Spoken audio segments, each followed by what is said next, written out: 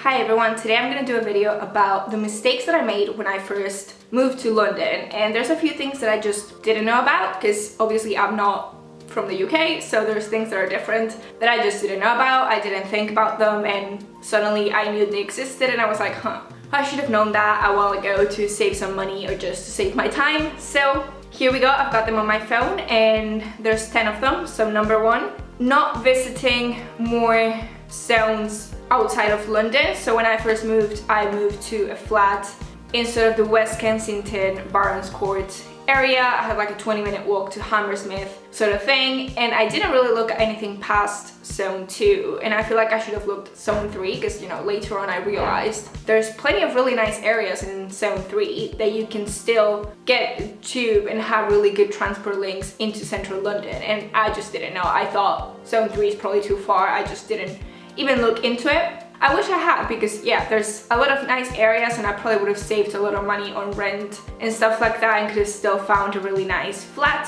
But I didn't, and to be fair, I also picked a flat based on it looks like a nice area. I found my first flat on Spare Room, so I was sharing with this girl who was already living there. So I visited a few flats, and basically from the ones that I liked and the girl said yes, that I could be there, then that's the one that I picked. Basically, I was sort of not in a rush, but I wanted to get one sorted quite soon. I didn't want to have to keep coming back just to look at flats, so I picked that one. Seemed fine, so that's what I picked, and I didn't really look past that. But I wish I would have taken a bit more time to do that and probably save on rent and find a better location because of the things that I'm gonna say next. And the second thing is not really knowing where the buses were or where the shops were near where I lived. So like I said, it was like a 20-minute to Hammersmith and maybe like a 20-minute to Fulham Broadway as well. It wasn't very good situated in terms of shops that you can find and things like that. It was basically just houses and flats around me, and there was not even a bus for like a 10-minute radius, so I was quite isolated in that spot in terms of transport links. And it became quite apparent when I had to go and buy things, and I just had to walk for ages, and I didn't even have the shops that I wanted to go to nearby, so I had to like just buy whatever I could find. And I wish I would have looked at that first. Like I said, I picked sort of in a rush, so it's quite connected to the other one, but at the same time it's a different thing that I didn't look at. So there's a lot of things that I didn't look at. The third is that I basically bought all my essentials on the first day, just wherever I could find them. By that I mean I moved with 2 suitcases, and basically I had my things, like my clothes, stuff like that, things that I needed. But what I needed to buy on the first day was bed sheets, duvet covers, pillows, duvet, all that stuff that I just didn't have and I wasn't gonna bring with me because they're obviously quite bulky. So I had to buy all that stuff. And also, one thing that I had to buy that I'm like, why didn't I buy that first, or like before I even moved here, was my SIM card for my phone, so like a UK number.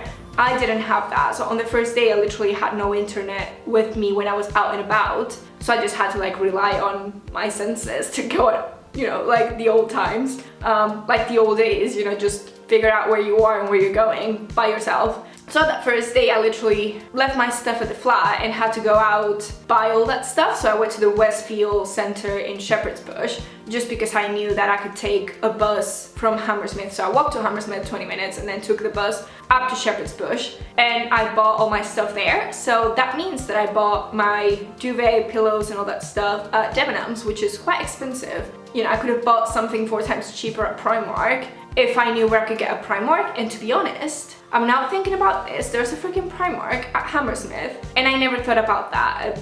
That's the thing, I didn't know about things, so I made stupid mistakes, and that was one of them. And then on the way back, because my SIM card didn't work yet, I had to, you know, go on a black cab because duvets, pillows, it's quite big. Needed to bring it back. I could not take a bus with all that stuff. And yeah, spend more money on that. So I wish I would have done like an Amazon order to the flat that day or something. You know, if I had figured out how to get my SIM card beforehand, I could have had a map on my phone and just found where I could get the stuff in cheaper places, but I didn't, so that's a mistake. I think if I was to move somewhere completely new now, I would literally do an Amazon order where you can pick what day, or you know, a shop where you can pick what day it gets delivered and get it delivered that day, because it was quite stressful to just get everything done.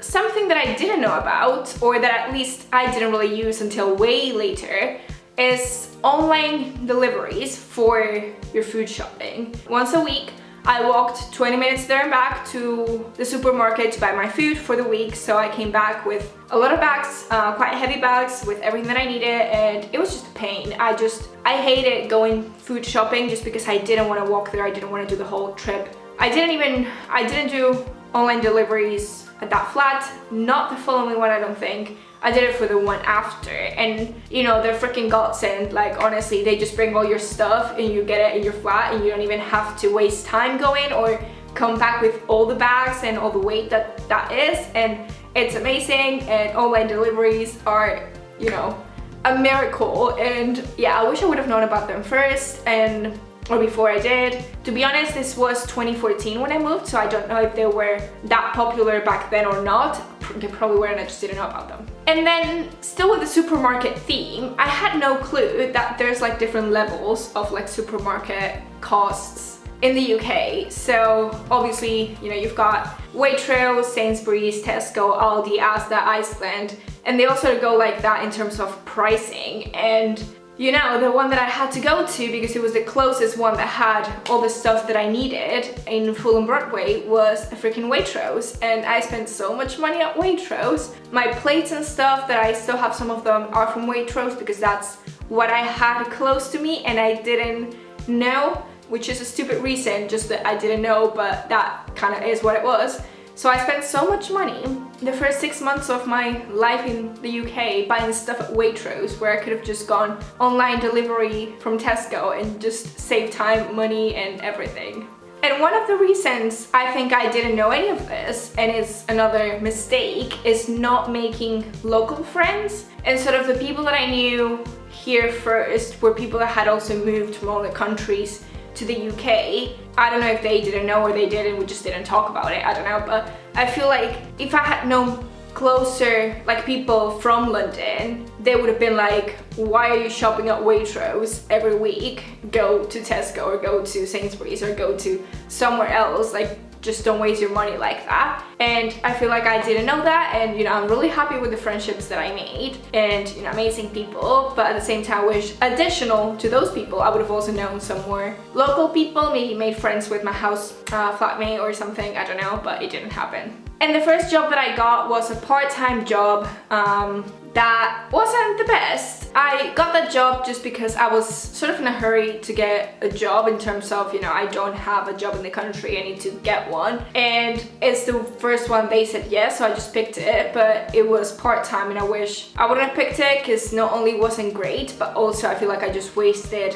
a lot of time and money consequently, in terms of not using my time wisely. I should have gotten a full-time job somewhere that paid more, or 2 part-time jobs or something, but I didn't, and that was a mistake. And with that is that I didn't know I could have claimed unemployment. So there were periods of time where I had like a few months of no job, so I was doing internships, and when one finished, I had like a couple months that I didn't have a job, and apparently I've been told that I could have claimed unemployment and made some money on those months, and I didn't know I could do that. And I don't know how it's gonna be after Brexit and everything, but back then, or up until now, I could have done it when I didn't have a job, and I didn't, and I had no idea that as a EU citizen but UK resident I could have claimed that money.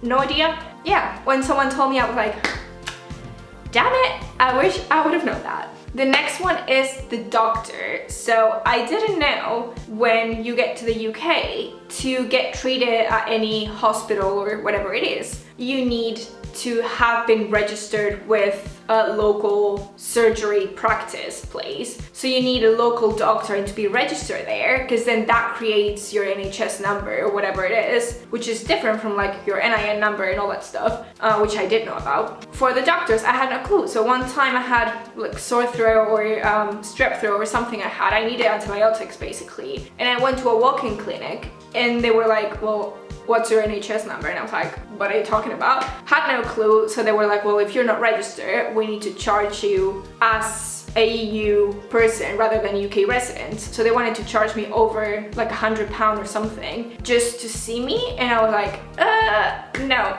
I'm gonna sort this. So thankfully, I sorted all that stuff before I had my skateboarding little accident thing, small thing, but thankfully sorted it before that, and before I had that ear infection that one time where I went to the hospital to A&E at 3 a.m. with over 40-degree fever. So thankfully I sorted it before then, but I kind of wish I would have known from the start how that actually worked. And the last one is about trains, and I didn't know there's a thing called a rail card where you can get a discount for trains. And it's not for TfL, so it doesn't apply to bus and all that stuff. But if it's an actual national rail station, so like a proper train station, but there's some in London too, if you buy a rail card, which is about £30 a year, you get discounts on those, and they're actually good discounts. Like some of them might be like a £20 ticket and you get it for £15 or something, so it's £5 off. Like that's quite a good deal actually. And I didn't know that was a thing until way later, and then I was like, wow, so you can get it from 18 to 25 or then 26 to 30, which came in later on, and I'm quite happy that I did because I was able to get that one. But I was just like, wow, there's so many things that I just didn't know about. And that's the 10th one, and I'm sure there's more, so if you want a part 2, let me know in the comments and I can do that. But otherwise, please like the video, subscribe, and I will see you guys later with another video.